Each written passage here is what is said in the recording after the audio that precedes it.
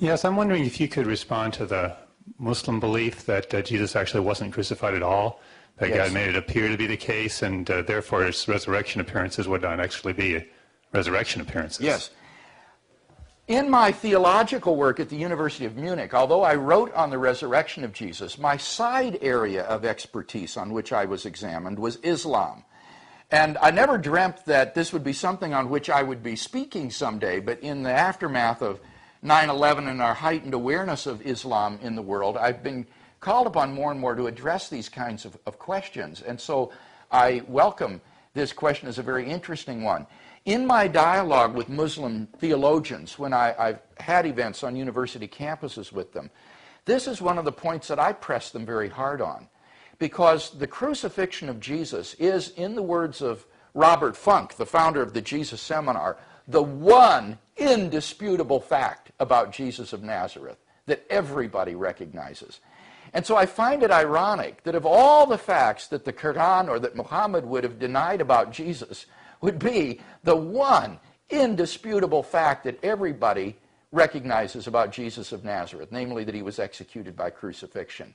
And the reasons for that is that we have a multitude of sources, independent sources in the New Testament that attest to this.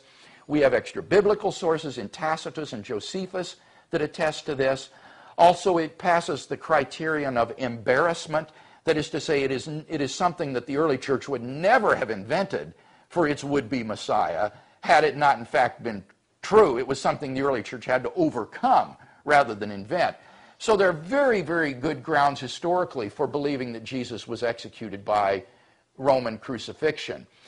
And yet the Quran denies this without a shred of historical ground for doing so. The Quran was written by a man 600 years after the event who had no independent source of historical information about Jesus of Nazareth, who simply received and codified in the Quran tales of Jesus that were found in the apocryphal Gospels, like the infancy Gospel of Thomas, as well as in the New Testament, or that were just circulated in the Arabian Peninsula.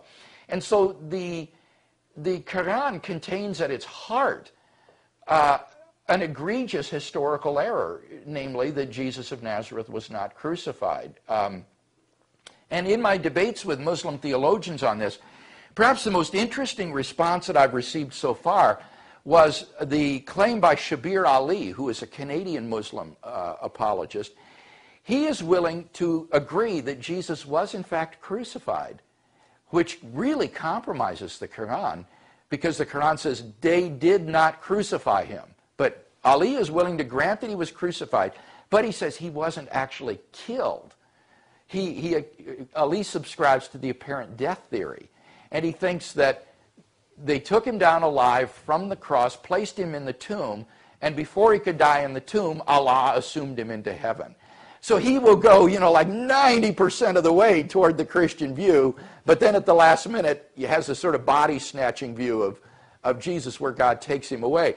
I pointed out to Shabir in the debate that what this means is that Allah then deceived 1/3 of the world's population by foisting Christianity upon the world, by snatching away the body of Jesus so the disciples would find the empty tomb, see these appearances and think he's risen from the dead, and thereby Allah has deceived most of the world into believing in Christianity, which is surely implausible.